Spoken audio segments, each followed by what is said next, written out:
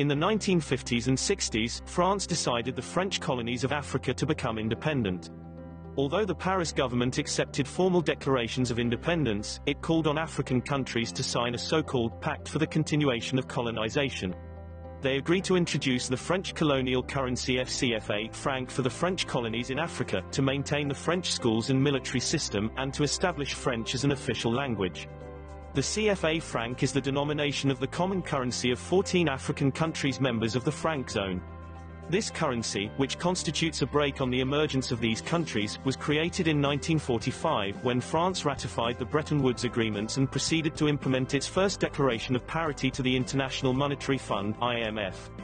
This was called Franc of the French Colonies of Africa. Since 1961, Paris has had controls over all foreign exchange reserves of Benin, Burkina Faso, Guinea-Bissau, Côte d'Ivoire, Mali, Niger, Senegal, Togo, Cameroon, Central African Republic, Chad, Congo, Equatorial Guinea and Gabon. These 14 countries are required to 85% of their foreign exchange reserves at the Banque de France in Paris. These countries are forced into a colonial tax, a tax that is based on the idea that these countries, despite having independence, owe France for the benefits of France's previous colonial rule. France also has first say over any new natural resources uncovered. Although this has been known for some time, it's just been dug up again by a German newspaper who are putting the yearly figure at $440 billion.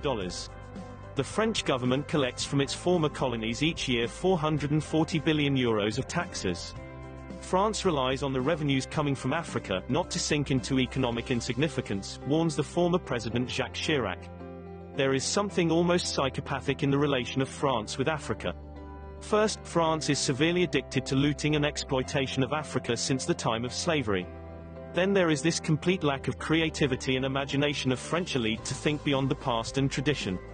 Finally, France has two institutions which are completely frozen into the past, inhabited by paranoid and psychopath hauts fonctionnaires, who spread fear of apocalypse if France would change, and whose ideological reference still comes from the 19th century Romanticism. They are the Minister of Finance and Budget of France and the Minister of Foreign Affairs of France. These two institutions are not only a threat to Africa, but to the French themselves. But, what happens if a country just flat out refuses to pay this tax? Well, when Jean Bedel Bokassa, the first president of the Central African Republic, was assassinated, it was reportedly on French orders, by ex-Foreign Legionnaire David Dacko. This was just one of 67 coups that has occurred in 26 African countries, of which 16 are ex-French colonies. Many of these coups d'états can be tracked back to French Secret Services actions. And on the economic side, when a country tries to rebel, then France controls so much of the assets they are literally held prisoner. Both the United States and France teach their school children that their countries ignited the light of liberty in the world. But of course, both stories are false. I think we all agree that the French colonial practices in Africa need to end. This was the Atlantis Report. Please like, share, and subscribe. Thank you.